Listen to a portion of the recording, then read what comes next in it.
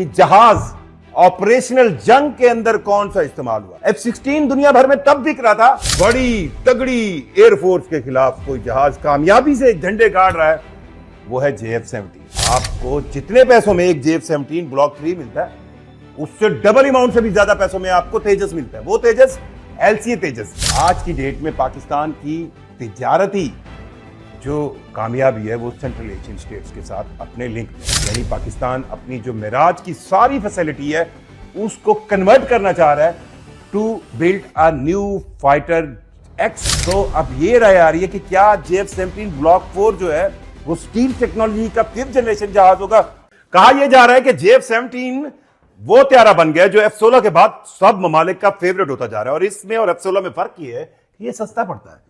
आखिर JF-17 block 3 ने किया क्या है जो पूरी दुनिया इसको खरीदना चाहती है। अजरबैजान के बाद, अर्जेंटाइन के बाद एक बहुत बड़ा ऑर्डर आने लगा है। और किस मुल्क से आने लगा है जी, मैं आपको बता दूं, किर्गिस्तान के सदर जब पाकिस्तान के दौरे पर आए, बाकी सारी वीडियो साइट पर एक तस्वीर सब पे भारी है। और वो तस्वीर वो थी जो उन्होंने JF-17 ब्लॉक 3 के कॉकपिट में बैठकर खिंचवाई। और इस तस्वीर ने कहीं आग लगाई, कहीं वो कहते हैं आवाज भर आई, और कहीं रोना पीटना था। आवाज भरनी भी रोने पीटने की एक स्टेज है। इस तस्वीर के बाद कहानी क्या बन रही है, BBC जैसे इदारे अब इस बात पर तबसरा कर रहे हैं कि ममासलत क्या बना रहे हैं F-16 जो कि कमाल का एक फाइटिंग एयरक्राफ्ट है, और JF-17 ब्लॉक 3 में कॉमनैलिटी क्या है। कॉमनैलिटी मैं आपको समझाता हूं। कॉमनैलिटी और कोई कॉमन नहीं। सिस्टम F-16 के बहुत अच्छे होंगे, उनके रडार सिस्टम बहुत अच्छे होंगे, उसका इंजन भी बहुत अच्छा होगा।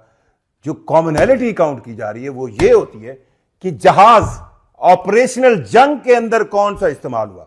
F-16 दुनिया भर में तब बिक रहा था जब F-16 की, जी सही समझ गए, गल्फ वॉर के अंदर उसके कामयाब ऑपरेशन की कहानी हर तरफ सुनाई दे रही थी। तो लाइन लग गई, भाई F-16 लेना है, जंग में यूज किया हुआ जहाज है, जंग में इस्तेमाल किया हुआ जहाज है, यही चाहिए। लेकिन इसके बाद अगर दुनिया की किसी जंग में किसी बड़ी तगड़ी एयरफोर्स के खिलाफ कोई जहाज कामयाबी से झंडे गाड़ रहा है, वो है JF-17। 2019 में अभिनंदन साहब का जहाज जिसने गिराया था वो भी JF-17 था।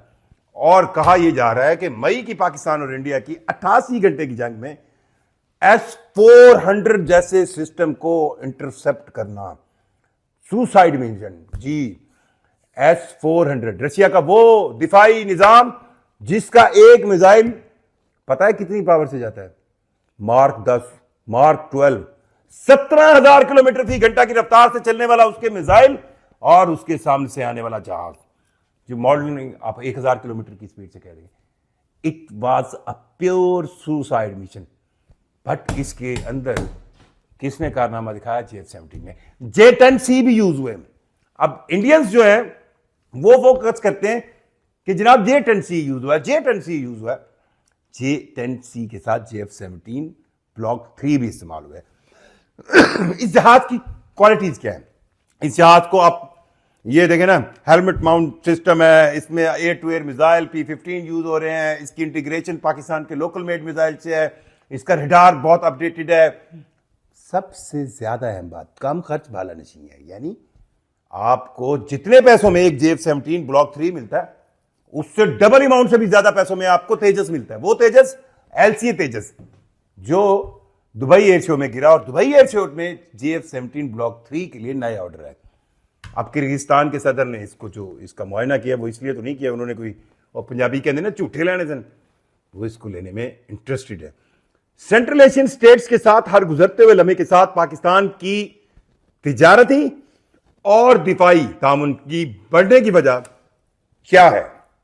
क्योंकि पाकिस्तान उन सेंट्रल एशियन स्टेट जो कि लैंड लॉक्ड है, उनके लिए एक रास्ता है, गर्म पानियों का वो हिस्सा है जिसको कभी कैप्चर करने के लिए सोवियत यूनियन ख्वाब देखता था।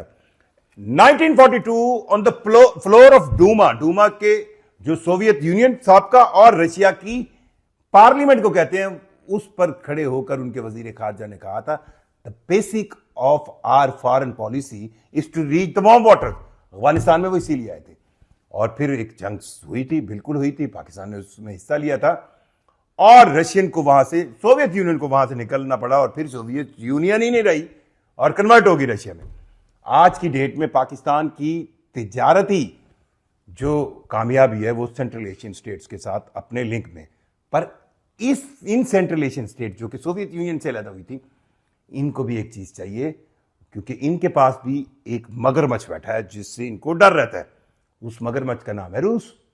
उस मगरमच्छ ने यूक्रेन पे हमला किया। उस हमले के बाद ये सेंट्रल एशियन स्टेट ज्यादा कंसर्न है अपने दिफा के बारे में। अब इनके पास इतने पैसे नहीं है। ये क्या चाहते हैं, इनको प्रोफेशनल और ऐसा जदीद असला मिले जो थोड़े पैसों में है। तो JF-17 ब्लॉक 3 का एक नया ऑर्डर किर्गिस्तान से आने जा रहा है और इस ऑर्डर के बाद पाकिस्तान को एक और सपोर्ट मिलने लगी है। वो ये है कि पाकिस्तान ये चाह रहा है कि JF-17 ब्लॉक 3 के बाद ब्लॉक 4 शुरू किया जाए। अच्छा, यहां पर अब कुछ माहिरीन की डिबेट्स मैं कुछ सुन रहा था बातें। अब ये देखें, ये जो मिलिट्री प्रोजेक्ट्स होते हैं ये कोई ऐसा तो नहीं है कि नया आप टावर खड़ा करने जा रहे हैं जिसके बारे में आप डिटेल बता रहे हैं। ये कॉन्फिडेंशियल होती हैं इनकी चीज़ें। जैसे मैंने आपको पिछले एक व्लॉग में बताया था कि पाकिस्तान फाइटर एक्स यानी पाकिस्तान अपनी जो मिराज की सारी फैसिलिटी है उसको कन्वर्ट करना चाह रहा है to build a new fighter X और ए स्टील टेक्नोलॉजी का। और उसमें उसने जो फाइनेंशियल सपोर्ट चाहिए वो उसे सऊदी अरब से मिले और बाकी सपोर्ट वो टेक्निकल चाइना से ले और उसमें अपना इनपुट डाले और लोकली मैन्युफैक्चर करे। सो अब ये राय आ रही है कि क्या JF-17 ब्लॉक 4 जो है वो स्टील टेक्नोलॉजी का 5th जनरेशन जहाज होगा जो उस फैसिलिटी में होगा, या उसका नाम ही पाकिस्तान फाइटर एक्स होगा। तो ये आप कुछ भी कह लें, पाकिस्तान पर इस जहाज को बनाने के लिए बहुत संजीदा है। अर्जेंटाइन से लेकर नाइजीरिया तक, नाइजीरिया से लेकर आजरबाईजान तक और आजरबाईजान से लेकर अब किर्गिस्तान तक JF-17 की मांग बढ़ रही है। JF-17 इन ममालिक को चाहिए। JF-17 इनको लगता है कि इनकी एयर फोर्सेस और इनकी डिफेंस रिक्वायरमेंट को पूरा करेगा। वो JF-17 जिसके अंदर पाकिस्तान बनाया गया, मिसाइल तो इंटीग्रेट होता है लेकिन साथ PL-50 की भी इंटीग्रेशन है। वो PL-15 जिसके जरिए राफेल, वो फ्रांसीसी आप कहें फख्र की अलामत जहाज जिनको कभी किसी ने नहीं गिराया था, पर वो इन्हीं JF-17 और PL-15 के जरिए गिरते चले गए। J-10C के साथ JF-17 का कॉम्बिनेशन दुनिया भुला नहीं पा रही। मल्टीपल डोमेन्स के साथ हमलों की साइंस दुनिया प्रैक्टिस कर रही है। दुनिया की दर्जनों एयरफोर्सेज इस वक्त चाह रही हैं कि, और उन एयरफोर्सेज में इटली और यूरोपियन एयरफोर्सेज शामिल हैं जो दुनिया की मॉडर्न तरीन एयरफोर्सेज मानी जाती हैं। वो चाह रही हैं कि वो पाकिस्तान एयरफोर्स के पायलटों के इस एक्सपीरियंस से सीखें कि किस तरह मल्टीपल डोमेन को चलाया जाता है, किस तरह पाकिस्तान ने साइबर स्पेस और अपनी ज़मीनी आंखों को एक्सचेंज किया। देख कहीं और से रहा था, सुन कहीं और से रहा था, फायर कहीं और से कर रहा था, दिखा कहीं और से रहा था और हिट कहीं और हो रहा था। ये जो मल्टीपल डोमेन का कॉन्सेप्ट है ये भी पाकिस्तान की फोर्सेज ने दिया। पाकिस्तान के JF-17 के जितने ऑर्डर्स हैं, अब ये कहा जा रहा है कि अमेरिका का नाम बहुत बड़ा है। अमेरिका में बनने वाले जहाज, आप F-15 की बात करें, आप F-16 की बात करें, आप F-22 रैप्टर्स की बात करें, आप F-35 जो उनका 5th जनरेशन का कह रहा है उसकी बात करें। अमेरिका तो एक बहुत बड़ा नाम है त्यारा बनाने में, जेट्स बनाने में, लेकिन पाकिस्तान भी अब पीछे नहीं रहा। आपकी कमेंट की हमें बहुत ज़्यादा वो कहते हैं खुशामदीद कहेंगे। मुझे जुल्करनैन शेख को इजाज़त दीजिए। अल्लाह हाफ़िज़।